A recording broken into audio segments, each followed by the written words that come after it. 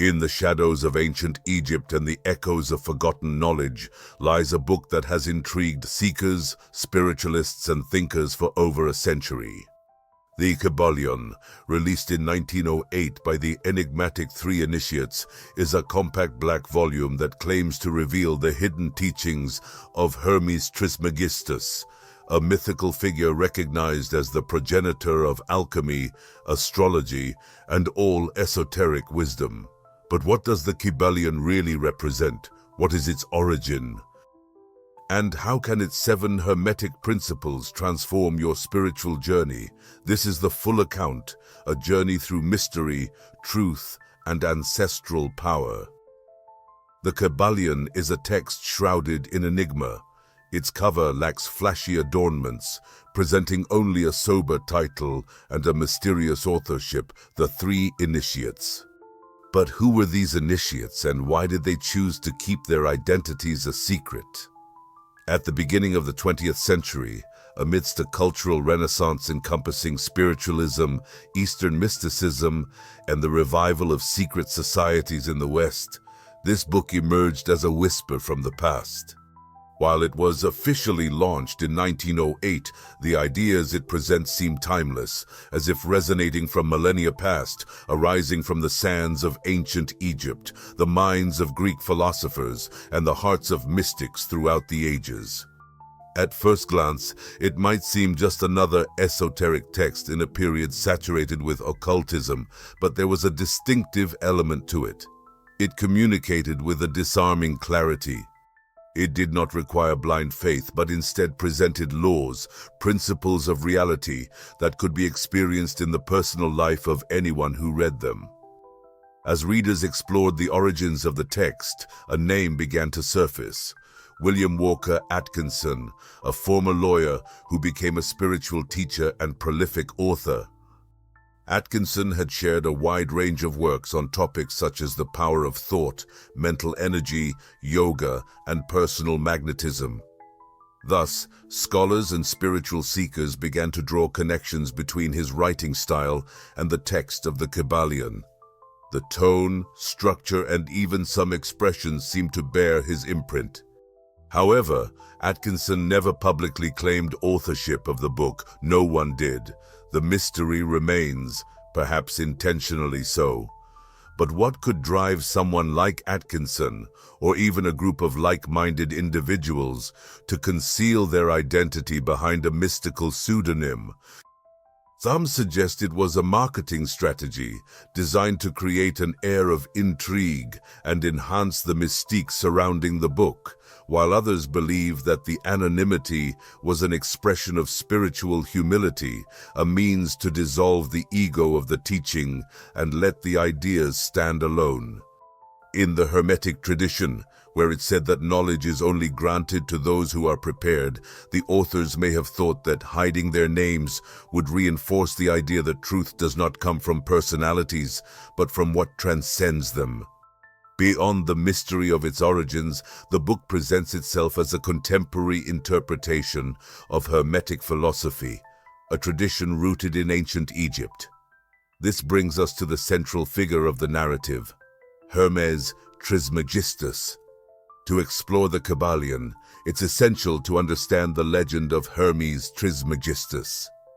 His name already suggests a sense of divine power and mystery. Trismegistus means thrice great, indicating greatness in wisdom, greatness in knowledge, and greatness in power. However, Hermes was not an ordinary being. He was a symbol, a composite figure, part god, part sage, part myth. In Egyptian tradition, he is linked to Thoth, the god of writing, the guardian of the book of life and the master of sacred knowledge. In Greek tradition, he merges with Hermes, the swift messenger of the gods. From this union emerged an entity that symbolizes the connection between the material and the spiritual, a bridge between earth and the divine. It is said that Hermes Trismegistus authored a vast number of texts, from treatises on alchemy to dialogues on spirituality, each revealing secrets about the essence of the universe, the soul, and the divine mind. His teachings breathed life into Hermeticism, a current of thought that has influenced Gnosticism, Neoplatonism, medieval alchemy, and Renaissance magic. Even Isaac Newton, the father of classical physics, displayed a keen interest in Hermetic writings and devoted more time to exploring alchemy than mathematics. The reason? Because Hermes taught that the universe was not just chaotic chance, but an organized and comprehensible structure governed by universal laws that could be understood and applied by those who were ready.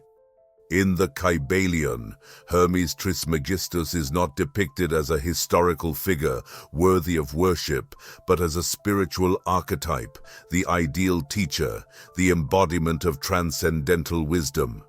His legacy does not reside in temples or tombs, but in the living principles that regulate reality. These principles, according to the Kybalion, were transmitted from teacher to student, passed down through generations of initiates, and ultimately articulated in a form that contemporary minds could grasp. However, Hermes did not teach like modern educators.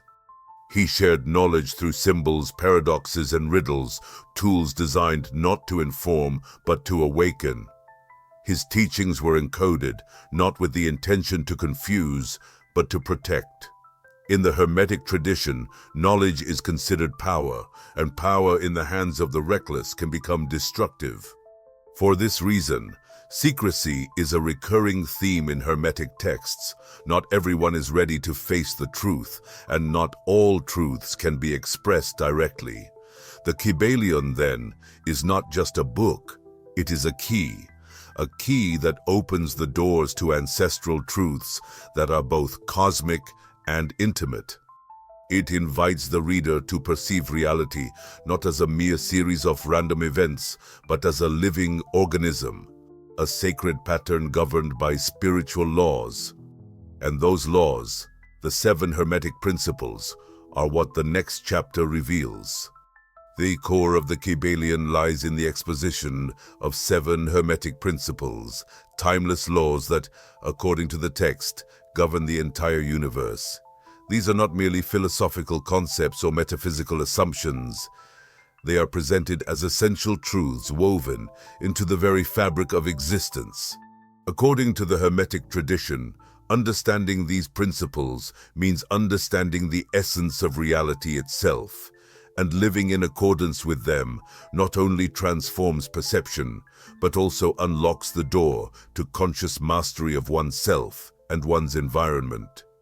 Each principle functions as a key that unlocks a deeper level of perception, awareness, and inner power.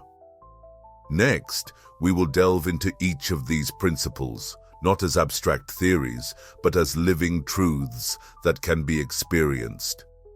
The first principle, and the most fundamental of all, is the principle of mentalism. Everything is mind. The universe is mental. This radical statement holds that everything that exists originates in the mind. The material universe, our lives, time, space, and even energy and matter are manifestations of an underlying mental substance. This does not mean that the world is merely an illusion or fantasy, but that its essence is mental, an infinite consciousness, a universal mind that encompasses and produces everything. In this context, your thoughts are not isolated or private events. They are waves in the ocean of universal mind. They are creative forces that influence both your inner world and your outer experience. Living according to mentalism means understanding that every transformation in reality begins with a change in thought. It's not just about superficially maintaining positive thoughts, but restructuring the foundations of your mind, aligning your consciousness with universal consciousness. This principle naturally leads you to a process of self-observation. You start analyzing your thoughts, beliefs, and emotions. You begin to recognize the unconscious mental patterns that have been shaping your life without your awareness, and by bringing them into consciousness, you can change them. The mind stops being a chaotic and reactive place, transforming into a tool for intentional creation. You realize that you are the architect of your own reality. The second principle is correspondence. As above, so below. As below, so above. This ancient maxim indicates that the same patterns, laws, and truths are repeated at all levels of existence. From the infinitely small to the infinitely large, from the most concrete to the most abstract. What occurs within you reflects what happens in the outer world, and what happens in the world is also found within you. This principle transforms you into a reader of symbols. The universe becomes a mirror. Your surroundings, your relationships, your challenges and achievements become a reflection of your inner state. A physical illness reveals an inner conflict. An external crisis suggests an emotional or mental disharmony. Just as you can understand the macrocosm by observing the microcosm, you can also understand yourself by studying the cycles of nature, the rhythms of the earth, and the movements of the stars. Living by the principle of correspondence doesn't mean becoming obsessed with signs, but rather grasping the meanings behind them. You learn to read between the lines. You discover that events are not mere coincidences, but revelations. Every experience is a coded message that, if interpreted wisely, guides you toward a deeper understanding of yourself and the universe. The third principle is the principle of vibration. Nothing is static. Everything moves. Everything vibrates. Contemporary science has supported this ancient truth. Everything in the cosmos, even what seems solid, is in a constant state of vibration. Every atom, every thought, every emotion, every word we speak resonates at a specific frequency, and it's through these vibrations that forms are created, energy flows, and our experiences come to life.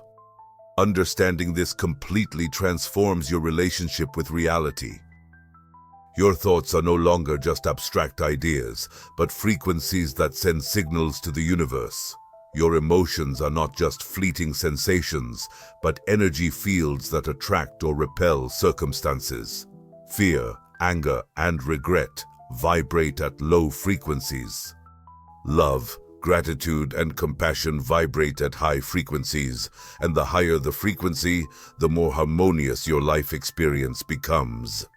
This principle makes you a guardian of your energy. You begin to take care of your environment, deliberately choosing whom you associate with, what you consume, what you listen to, and what you allow into your mind. You develop an almost spiritual sensitivity that enables you to discern when something uplifts your vibration and when it drains it. You realize that raising your frequency is not a magical act, but an energetic discipline. It's meditating, consciously breathing, surrounding yourself with beauty, connecting with nature, telling the truth, and acting with integrity. All of this is vibrational alchemy. You also understand that you can change your emotional state by modifying your vibration. You are not a victim of your internal states. You can move from fear to love, from anxiety to serenity, from sadness to gratitude, not through denial, but through a conscious transformation of your energy. The vibration becomes the language of the soul. The fourth principle is the principle of polarity. Everything is dual, everything has poles, and every phenomenon has its pair of opposites. This principle indicates that opposites are not truly isolated, but rather are the extremes of the same reality. Heat and cold, for example, are not distinct entities, but different degrees of temperature. Light and darkness represent variations in brightness. Interestingly, love and hate are two extremes of the same emotional spectrum. This understanding gives you a powerful tool for transformation. You can shift from one state to another by moving along the same axis. It is not necessary to eradicate hate to attain love. You need to transmute it. You do not need to flee from fear to find courage. You need to direct your consciousness toward the other pole. This is the true mental alchemy that the wise ones of old taught, the ability to modify your vibrational state through the understanding of polarity. You also begin to observe life without absolute judgments. What you call bad may simply be a lower degree of what you consider good. What you label as darkness may just be a momentary lack of light. You learn not to fear the extremes, but to integrate them. The wise do not deny their negative emotions. They observe them, understand them, and elevate them. They learn to work with internal polarities to find balance and unity. The fifth principle is the principle of rhythm. Everything flows and ebbs. Everything rises and falls. Everything behaves like a pendulum. This principle describes the natural rhythm of existence. Everything goes through cycles, tides, and seasons. There are moments of expansion and moments of contraction, days of clarity and days of darkness, periods of growth and phases of rest. The vast majority of people face this principle. They try to maintain a constant state, to stay at the peak, to avoid the ups and downs, but this only leads to frustration, exhaustion, and disconnection. Living in accordance with the rhythm is to live in wisdom. It implies accepting that energy moves in cycles and that you cannot be at the top forever, nor should you be. True spiritual mastery isn't about avoiding falls, but rather learning to navigate gracefully when they come. The wise person is aware of their internal cycles. They know when to act and when to wait. They understand the right moment to speak and when it's time to be silent. They are conscious of when to plant and when to harvest. The principle of rhythm teaches us to live in harmony with time, with ourselves, and with the universe. You stop resisting the flow and start moving with it. When these 5 principles are consciously applied, they provide not only a radically different perspective on the world, but also a completely new way of living within it. They are not impositions or rigid rules. They are tools for liberation, maps toward a more mindful, profound, and powerful life. Those who understand them begin to see the universe not as a meaningless chaos, but as a sacred, perfectly organized system where nothing happens by chance and every human being has the power to awaken, transform, and create. Today, it's easy to think that spiritual ideas are new, that concepts like manifestation, vibration, or the law of attraction are recent inventions of the self-help movement. However, if you take the time to trace the origins of these popular teachings, you will discover that many share a common, deep, and silent root, the Kybalion. Though published in 1908, this small book has subtly yet powerfully influenced contemporary spiritual thought, functioning like an underground river that nourishes millions, often without their knowledge.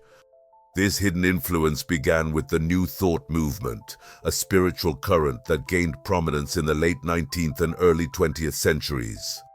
This philosophy emphasized the mind's power to shape reality, asserting that thoughts are not merely mental activities, but energetic forces that attract circumstances, experiences, and outcomes into our lives. William Walker Atkinson, widely recognized as the author behind the pseudonym The Three Initiates, was a central figure in this movement. His writings delve deeply into concepts such as mental energy, personal magnetism, concentration, and the influence of thought, all components that are closely linked to the hermetic principles of the Kybalion. As the New Thought movement evolved into what we now recognize as the law of attraction, the essence of the Kybalion endured. Intellectuals like Napoleon Hill, the author of the famous book Think and Grow Rich, openly wrote about autosuggestion, faith, and the importance of aligning thoughts with personal goals. Although Hill never directly cited the Kybalion, his theoretical framework is infused with the principle of mentalism, which states that the mind is the primary cause of reality. Decades later, these ideas would be rediscovered and popularized in a more accessible format. In The Secret by Rhonda Byrne, which became a global phenomenon in the 2000s, the law of attraction is presented as a universal force responding to our thoughts and emotions. While the language of the book is designed for a broad audience, the concept mirrors that presented in the Kybalion nearly a century earlier. Everything is vibration, and like attracts like. In other words, the law of vibration and the law of correspondence operate at their fullest, and it's not just about books. Prominent figures in contemporary spirituality, such as Deepak Chopra, Joe Dispenza, Abraham Hicks, and Eckhart Tolle, have shared teachings that resonate with hermetic principles, even though many of their followers may not be familiar with the Kybalion. These modern teachers discuss consciousness as a creative force, the importance of energetic alignment, and inner healing to transform external reality. All these ideas were already clearly and profoundly articulated in the Kybalion over a century ago. The influence of the Kybalion also extends to more complex areas, such as energy healing, chakra alignment, and quantum mysticism. The principle of polarity aligns with the teachings of Taoism and the Eastern concept of yin and yang. Meanwhile, the principle of rhythm connects with contemporary psychological models that address emotional cycles, behavioral patterns, and even biorhythms. The principle of cause and effect resonates with the Hindu concept of karma and modern science, which observes how every action brings consequences and how every phenomenon is connected to a prior origin. Similarly, the principle of gender has found new meaning in today's era. Now, when we talk about balancing masculine and feminine energy and integrating the sacred masculine with the divine feminine, we revive what the Kybalion taught, that everything in the universe contains both forces, and that spiritual growth does not mean rejecting one in favor of the other, but rather wisely integrating them. This understanding has breathed life into movements of inner healing, spiritual empowerment, and practices of meditation and self-discovery, seeking a union of opposites within the individual. One of the most notable aspects of the Kybalion is its ability to unite seemingly conflicting worlds. It establishes a connection between science and spirituality, between logic and intuition, between ancient knowledge and contemporary psychology. It does not require you to reject reason or evidence. It simply invites you to explore the possibility of a deeper invisible reality that is equally tangible, influencing our experience as well. This reality is mental, vibrational, energetic, and holds value as significant as the physical or biological. This integrative perspective has helped the Kybalion survive and adapt even in a highly technological and rationally connected world. Its traces can even be found in popular culture. Films like The Matrix illustrate the idea that reality is a mental construct, suggesting that we can awaken from the illusion and reconfigure our world by understanding the laws that govern it. A clear representation of the principle of mentalism. In music, novels, motivational speeches, and even on social media, there are fragments of hermetic wisdom hidden within contemporary lines, waiting to be recognized by those who have eyes to see and ears to hear. And despite this significant influence, the Kybalion remains relatively unknown among the general public. It has not been the subject of massive campaigns. It does not appear in the news headlines, nor is it taught in schools.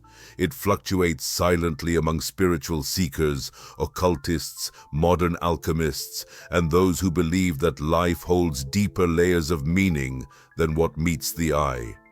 It's a text that doesn't chase popularity, but rather depth. It doesn't shout, it whispers. It doesn't impose itself. It reveals itself only to those ready to receive it. One reason why the Kybalion has remained unchanged for over a century is that it does not require blind faith. Unlike other sacred texts or strict doctrines, the Kybalion does not demand that you accept its teachings outright. Instead, it invites you to observe, experience, and put its principles to the test in your life to see the results. It encourages you to use your consciousness as a laboratory and your soul as the object of study. There's no punishment for questioning and no reward for following blindly. Only discovery exists. And that experiential approach is what gives its teachings their remarkable power. Because once you begin to implement the principle of mentalism in your thoughts, the principle of correspondence in your relationships, the principle of vibration in your energy, and so on, you don't just understand the laws. You embody them. They become an essential part of you. They are no longer just concepts you read. They are the lenses through which you observe reality. Life is no longer seen as a series of isolated events. Instead, it starts to reveal itself as a dance of causes, effects, rhythms, polarities, and possibilities. A dance that for the first time you can learn to dance. It is at this moment that you grasp the true purpose of the Kybalion. It's not about enlightening you with words, but about leading you towards subtle transformation. Not about providing you with answers, but about awakening you, since its essence is not found in the pages, but in what happens when you truly apply its teachings. By doing so, you not only transform your life, you also alter your connection with life itself. Living the teachings of the Kybalion does not mean memorizing abstract concepts or reciting principles as if they were magic formulas. It's not about assimilating a mystical language or dressing in esoteric garb. Living the Kybalion means transforming from within.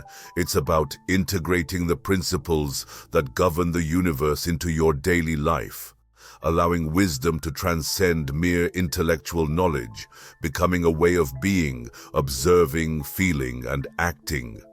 True Hermeticism isn't limited to theory. It begins to manifest when principles become flesh, breath, and presence. Imagine waking up each morning with the certainty that your thoughts are not merely fleeting moments, that every idea you hold and every emotion you allow to grow within you is vibrating, emanating, and creating. This is the direct experience of the principle of mentalism. You can no longer afford to think automatically. You become aware of your mind as the sacred space where your reality is formed. You learn to observe yourself, not with judgment, but with deep attention. You start asking questions. What am I feeding? What am I projecting into the universal mental field? Am I thinking from fear, or from wisdom, from scarcity, or from abundance? This principle inevitably leads you toward the intense practice of inner silence, because the more you examine your mind, the more you recognize that many thoughts are not yours. They are echoes of the past, inherited programming, external voices. Thus, a new intention arises: to purify the mind, to calm it, to center it, not to become a perfect being, but to align yourself with the universal mind. Because if everything is mind, then everything can be transformed by it. Mental work becomes a sacred effort. Every thought is a prayer, and every belief is a seed. You then begin to notice the principle of correspondence in your daily life. What once seemed like simple coincidences now reveal themselves as reflections. You realize that your surroundings constantly speak to you, that your relationships are living mirrors of your wounds, your strengths, and your unresolved lessons, and that external chaos often reflects an internal disorder that has not been addressed. You learn to look outside to see what you don't dare to face within, and vice versa, healing the internal to transform the external. This principle transforms you into an interpreter of the symbolic language of life. Nothing is insignificant. A discussion, a loss, a physical discomfort, a coincidence. Everything is correspondence, and so life ceases to be a confrontation and transforms into a master filled with compassion. You gain humility by recognizing that everything you experience has something to teach you about yourself, and at the same time, you feel empowered because you know that by transforming your inner world, you can rewrite your external experience. The principle of vibration then becomes your daily guide. You start to notice your vibrational state in subtle ways. You recognize when you are in balance and when something feels off, even if you can't always articulate it. You take responsibility for your energy. You pay attention to your emotions, not to suppress them, but to understand and transform them. You exercise discernment. This feeling uplifts me or drains me. This person nourishes me or exhausts me. This thought brings me closer to my truth or drives me away from it. Vibration transcends the concept and becomes your inner landscape. You learn to raise it through concrete actions like meditation, conscious breathing, music, gratitude, movement, silence, connecting with nature, and also by making tough decisions, distancing yourself from harmful environments, setting boundaries, and giving up destructive habits. You realize that your vibration is your energetic signature, your contribution to the collective field, and when you raise your frequency, everything starts to align. Ideas flow, doors open, and synchronicities multiply. It's not magic, it's law. The principle of polarity becomes a tool for emotional alchemy. You no longer fear the extremes. Do you realize that within sadness lies a seed of joy, that in fear resides the potential for courage, and that darkness is also part of the awakening process? You learn to consciously navigate the axes of emotions. You don't fight against what you feel. Instead, you observe it, accept it, and gradually, through practice, transform it. You also stop categorizing life as good or bad, positive or negative. You understand that everything belongs to the same spectrum, and that your goal is not simply to choose a side, but to find the point of balance. Polarity teaches you to integrate, to not reject your shadows, but to engage in dialogue with them, recognizing in every emotion an opportunity for evolution. The wise don't eliminate opposites, they reconcile them. With the principle of rhythm, you begin to honor the cycles of life. You stop demanding that your body function like a machine. You stop judging yourself for not being constantly motivated, happy, or productive. You accept that everything in existence moves in waves. Energy, creativity, clarity, desire. You learn to listen to your internal seasons. There are times to plant and times to harvest, times to expand and times to retreat. This understanding brings peace because you recognize that emotional winter is not a failure, but a preparation. That emptiness is not a punishment, but a sacred pause. That every descent is followed by an ascent. You no longer force things, you flow. You no longer fear the cycles but embrace them, becoming a dancer of the cosmic rhythm, and from there, resilience blossoms as you know that everything passes. If you honor the rhythm, you will live in harmony with the pulse of the universe. The principle of cause and effect elevates you to a new level of responsibility. You understand that nothing is by chance, that every experience you have has its roots, that everything that comes to you, a chance, an obstacle, a person, an emotion, is the result of causes that were often planted long ago.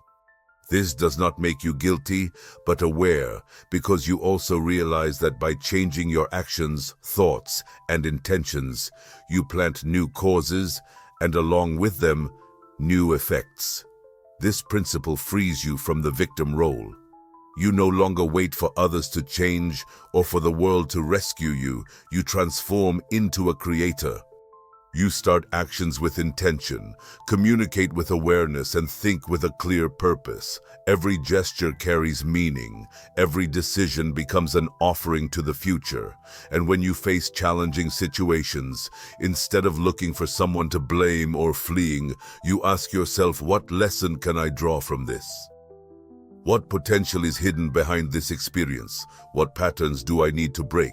The last principle, the principle of gender, allows you to reconcile with yourself.